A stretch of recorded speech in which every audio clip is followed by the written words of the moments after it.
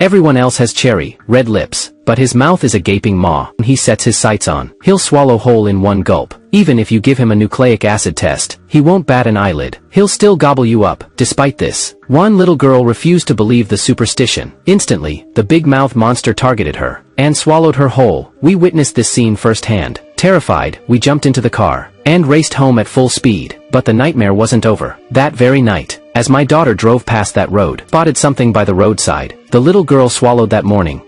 Excuse me, no, it's okay. We're not gonna hurt you. It's okay. What's your name? Birch. It's Birch. What you doing out here, Birch?